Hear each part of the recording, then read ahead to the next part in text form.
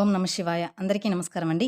మీనరాశి వారు పేదరికం, కష్టాల పాలు కావడానికి ఈ వస్తువులే కారణం. మీ ఇంట్లో ఈ వస్తువులు ఉంటే వెంటనే తీసేయండి. లేదంటే ఏరికోరి కష్టాలను మీరే తెచ్చుకున్నవారు అవుతారు. అలాగే ముఖ్యంగా మీనరాశి వారు ఈ మాసంలో ఈ వస్తువుని ఎవరికీ కూడా ఇవ్వకూడదు. ఈ వస్తువుని ఇవ్వడం వల్ల ఇటువంటి సమస్యలను కొని తెచ్చుకుంటారు.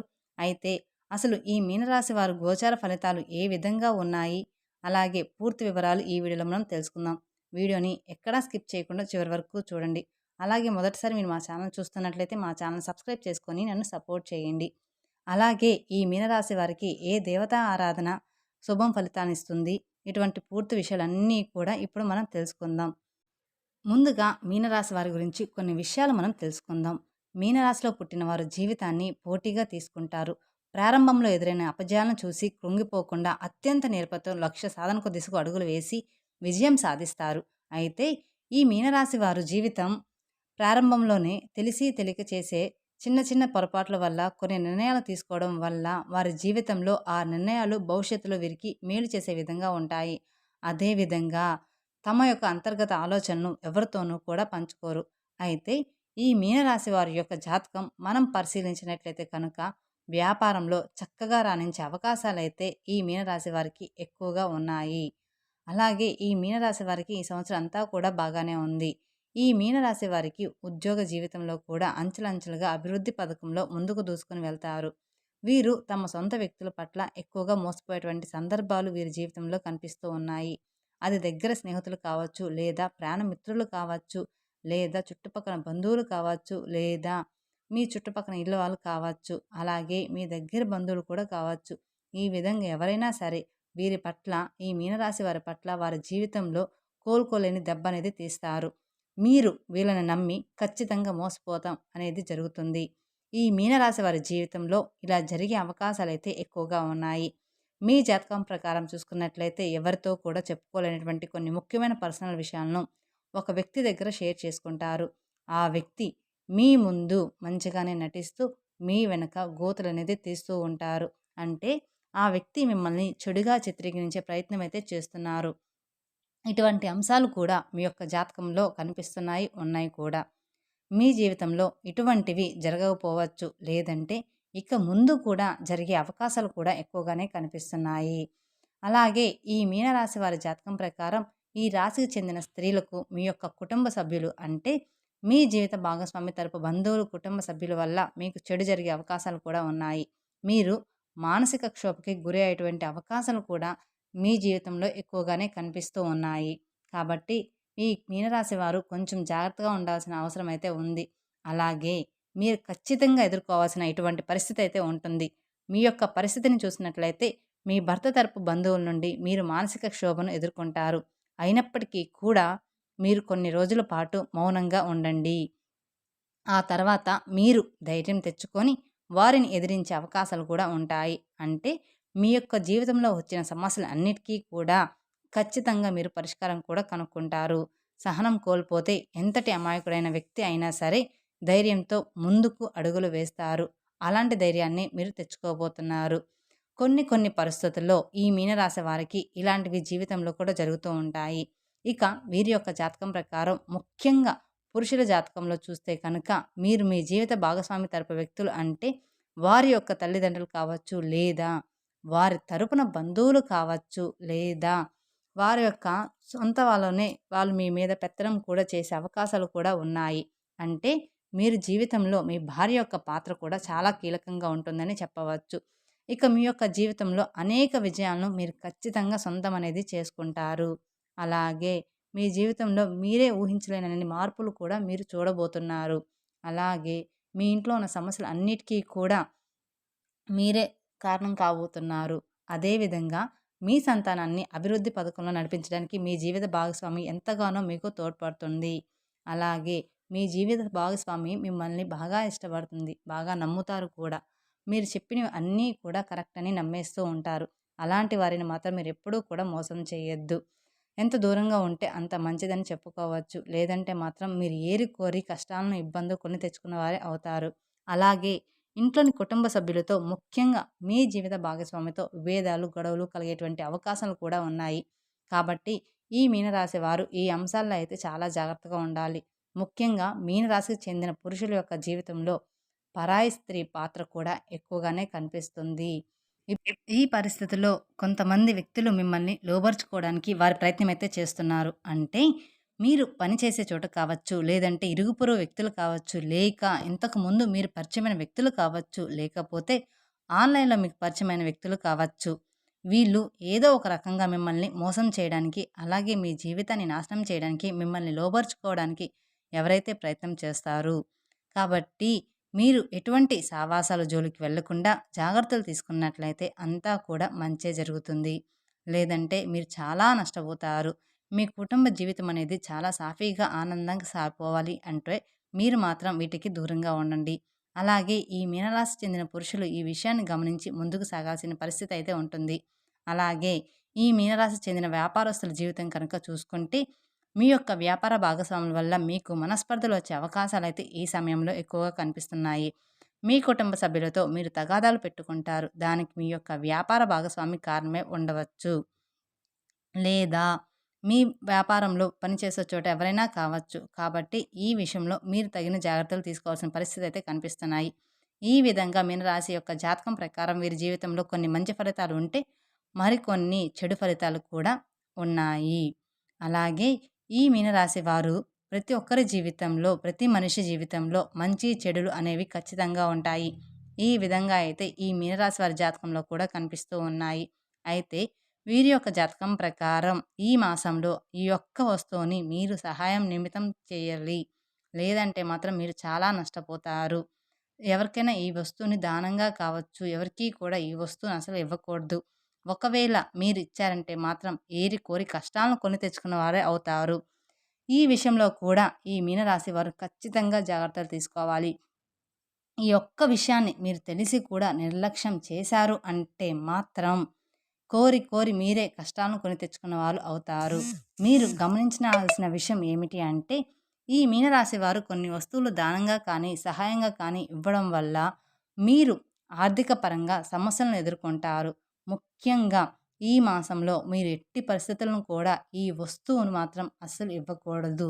అవి ఏమిటి అంటే కాబట్టి ఆ వస్తువులు ఏమిటి అంటే సుగంధ ద్రవ్యాలు. అవును, మీరు వింటుంది నిజమే. సుగంధ ద్రవ్యాలు అంటే మహాలక్ష్మీదేవికి ఎంతో ప్రీతికరమైన వస్తువులు. కాబట్టి మీరు ఆ మహాలక్ష్మీదేవి యొక్క అనుగ్రహాన్ని పొందాలంటే కనుక ఈ సుగంధ ద్రవ్యాలను దానంగా కానీ, సహాయంగా కానీ అస్సలు ఇవ్వకూడదు. సుగంధ ద్రవ్యాలు అంటే మనం వంటింట్లో ఎక్కువగా వాడుతూ ఉంటాం కదా!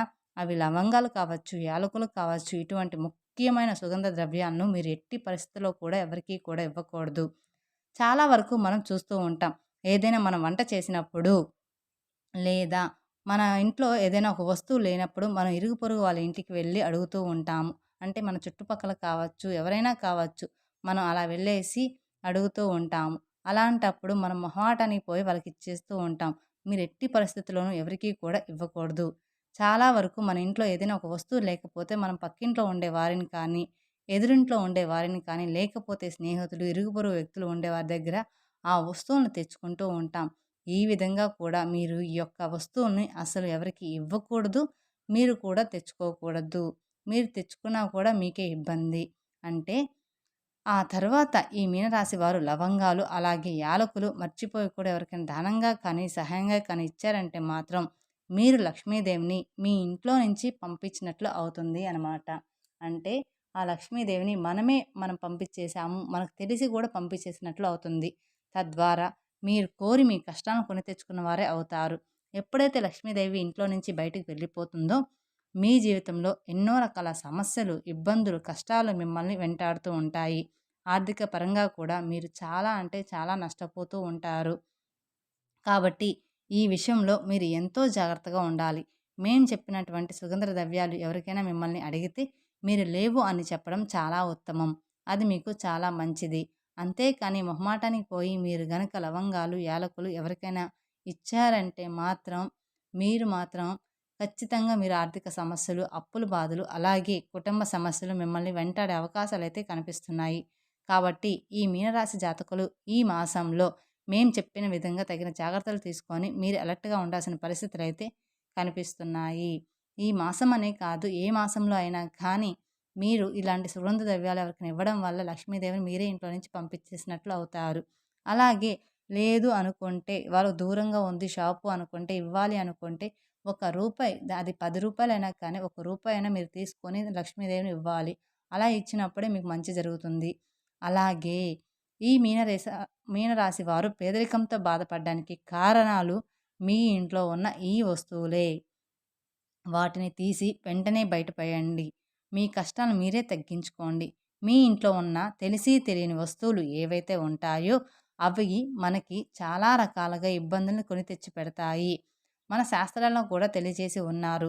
ప్రతి ఒక్క వస్తువుకి ఒక్కొక్క ఇంపార్టెన్స్ అనేది ఉంటుంది. దానికి తగ్గట్టుగానే వాటిని మనం ఇంట్లో అమర్చుకోవాలని చెప్తూ ఉంటారు. ఇక ఆ వస్తువులు ఏ విధంగా ఉంటాయి? ఏది పాజిటివిటీ వైబ్స్‌ని ఎక్కువగా ఆకర్షిస్తుంది? ఏది నెగటివిటీ వైబ్స్‌ని ఎక్కువగా ఆకర్షిస్తుంది? ఎటువంటి వస్తువులు నెగెటివ్ ఎనర్జీని ఎక్కువగా మనకి ప్రదర్శిస్తూ ఉంటాయి? ఇలా ప్రతి ఒక్కటి చాలా క్లియర్‌గా మనకి శాస్త్రాల్లో చెప్పి ఉన్నారు. అలాగే మన ఇంట్లో ఉన్న మన పెద్దవాళ్ళు కూడా మనకి చాలా సార్లు చాలా విషయాలు చెబుతూ ఉంటారు. ఇలా చేయొద్దు, అలా చేయొద్దు, అలా కాలు ఊపొద్దు, ఇలా ఈ టైంలో ఇక్కడ చేయొద్దు, ఈ సమయంలో ఈ వస్తువులు ఇక్కడ పెట్టొద్దు అని చెప్తుంటారు. మనమేమో ఏంటి వీరు చాగస్తం, ఈ మూఢనమ్మకాలేంటి అని అనుకుంటూ ఉంటాం. నిజానికి చెప్పాలంటే వాళ్ళు చెప్పేది 100% కరెక్ట్ అని చెప్పుకోవాలి. ఎందుకంటే వాళ్ళ అనుభవంతో చెప్తున్నారు. మన పెద్దవాళ్ళు ఎప్పుడూ కూడా మన మంచి కోరే చెప్తూ ఉంటారు. వాళ్ళ పెద్దవాళ్ళు చెప్పిన దాన్ని బట్టి వాళ్ళు మనకి వాటి గురించి జాగ్రత్తలు చెప్తున్నారు. కాబట్టి ఇప్పుడు ఈ వీడియోలో మనం అటువంటి వస్తువుల గురించి, అలాగే ఏది ఏ విధంగా ఉండాలి, ఎలా ఉండకూడదు అనే విషయాల గురించి చాలా క్లియర్‌గా తెలుసుకోబోతున్నాం. కాబట్టి వీడియోని ఎక్కడా స్కిప్ చేయకుండా చూడండి. మీ కష్టాలను మీరే తొలగించుకోవచ్చు. చాలా రకాల వస్తువుల్ని మనం ఇంట్లో తెచ్చేసి పెట్టేసుకుంటూ ఉంటాం. చాలా షో కోసమని. అందులో మొట్టమొదటి బట్టలు. అవును, చాలామంది ఏం చేస్తూ ఉంటారంటే ఇంట్లో వాళ్ళ పిల్లలకి చిన్నవి అయిపోయి, అలాగే పెద్దవాళ్ళు యూజ్ చేసే బట్టలు కూడా ఏదో ఒక పాత గుడ్డ కింద మనకి యూజ్ అవుతుందిలే, లేదంటే ఎవరికైనా ఇవ్వడానికి పనికొస్తుందిలే అని చెప్పేసి చినిగిపోయిన బట్టలు, కరిగిపోయిన వంటి బట్టలు ఉంటే వాటన్నిటిని కలిపి ఒక మూటలా కట్టేసి పెడుతూ ఉంటారు. ఇలా అసలు చేయకూడదు. ఈ విధంగా చేస్తే మీ భాగ్యాన్ని మీరే కట్టేసుకున్న వాళ్ళు అవుతారు. మీ పాత బట్టల మూట ఏదైతే ఉంటుందో వాటిని ఎప్పుడూ కూడా ఇంట్లో అసలు ఉంచుకోకూడదు. మీరు ఎప్పుడైతే మీ బట్టల్ని మూటగలా కట్టేసి మాత్రం ఉంచుకోకూడదు.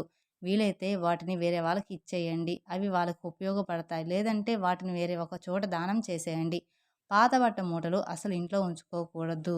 అలాగే ఎవరికైనా ఇచ్చేటప్పుడు మనం ఎప్పుడూ కూడా ఊరికనే ఏది కూడా ఇవ్వకూడదు. లేదంటే మనకి కీడనేది వస్తుంది. అందుకని మనం ఆ బట్టలో ఎంతో కొంత మీకు తోచినంత రూ. 10 కావచ్చు, రూ. 50 కావచ్చు, రూ. 100 కావచ్చు, ఎంతో కొంత పెట్టేసి ఆ మూటను ఎవరికైనా ఇచ్చేటప్పుడు ఇచ్చేయండి. లేదంటే వాళ్ళ కీడనేది మనకొస్తుందనమాట.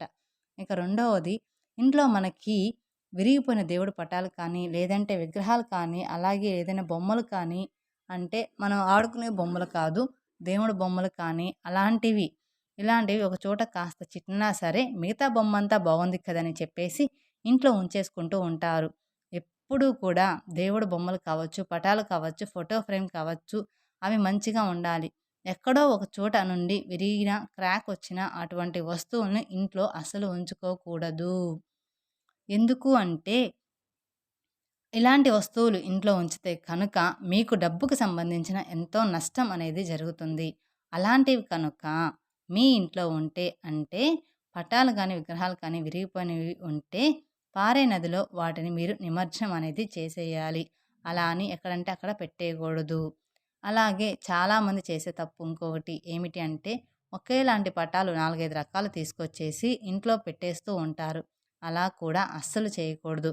ఇలా చేస్తే మీకు చాలా ఎక్కువగా ప్రాబ్లమ్స్ అనేవి క్రియేట్ అవుతూ ఉంటాయి. ఒక దేవత ఆరాధనకు సంబంధించిన ఫోటో పూజ గదిలో ఒకటే ఉండాలి. అలాగే నెక్స్ట్ వస్తువు ఏమిటి అంటే చాలామంది మిద్దె పైన ఎక్కువ వాడని వస్తువులు కావచ్చు, విరిగిపోయిన వస్తువులు కావచ్చు, పిల్లలు ఆడుకునే బొమ్మలు, ఏ వస్తువులైనా సరే ఇటువంటి వాటిని మనకి ఏం అవసరం లేదు అని చెప్పేసి చాలామంది టెర్రస్ మీద కానీ, లేదంటే ఇంటి పైన కానీ, లేదంటే ఇంటి పక్కన ప్లేస్ ఉన్నా కానీ పెట్టేస్తూ ఉంటారు. ఇలా కూడా అస్సలు చేయకూడదు. ఇలా కనుక మీరు చేస్తే మీకు ఫైనాన్షియల్‌గా చాలా ప్రాబ్లమ్స్ అనేవి క్రియేట్ అవుతూ ఉంటాయి. అంటే మీకు డబ్బు ఖర్చయ్యేటువంటి ఫైనాన్షియల్ ప్రాబ్లమ్స్ ఎక్కువగా క్రియేట్ అయ్యి, వచ్చిన డబ్బు కూడా ఖర్చయిపోతుంది అనమాట. అలాగే ఇటువంటి వస్తువులు ఇంటిపైన కానీ, ఇంటి చుట్టుపక్కల గాని పెడితే మాత్రం పితృదోషం కూడా కలిగే అవకాశాలైతే కూడా ఉన్నాయి. అలాగే నెక్స్ట్ చాలామంది చేసేది ఏమిటి అంటే, ఎక్కడైనా తీర్థయాత్రలు చేస్తా ఉంటారు. లేదంటే వాళ్ళ చుట్టుపక్కల ఫ్రెండ్స్ కానీ, ఎవరైనా చుట్టాలు గానీ వెళ్ళేసి వస్తూ ఉంటారు.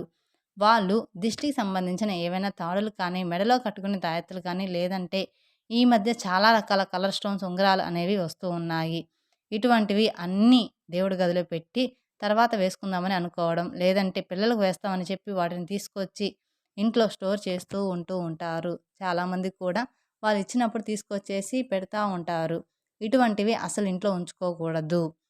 ఎందుకంటే ఒక్కొక్క స్టోను ఒక్కొక్క దానికి ప్రత్యేకంగా అది పనిచేస్తాయి. మీకు తెలిసిన స్టోన్స్ గురించి మీరు తెచ్చి ఇంట్లో ఏర్పరచుకోవడం ఉత్తమం. ఎవరో ఇచ్చారు కదా! దేవస్థానం నుంచే కదా! తీసుకొచ్చారు అని చెప్పేసి దానిని ధరించడం వంటి పనులు అస్సలు చేయకూడదు. ఇలా చేస్తే కనుక మీరు చాలా ఎక్కువగా నెగటివిటీ వైబ్స్ అనేది వస్తూ ఉంటాయి. అలాగే మీరు చేసే పనిలో అపజయాలు ఎదురవుతుంటాయి. చాలామంది చేసే ఇంకో తప్పు ఏమిటి అంటే, విరిగిపోయిన గిన్నెలు కావచ్చు, లేదా పగిలిపోయిన గాజు వస్తువులు కావచ్చు, లేదా మీరు వాడుతున్నా కానీ, ఆ విరిగిపోయిన గ్లాసులు కానీ, ఎవరికైనా అందులో ఆహారం పెట్టినా కానీ, ఆహారం వండినా కానీ, వాస్తుకు సంబంధించిన దోషాలు కలిగిస్తుంది. కాబట్టి ఎప్పుడూ కూడా అటువంటి వస్తువులు ఇంట్లో మాత్రం మనం ఉంచుకోకూడదు.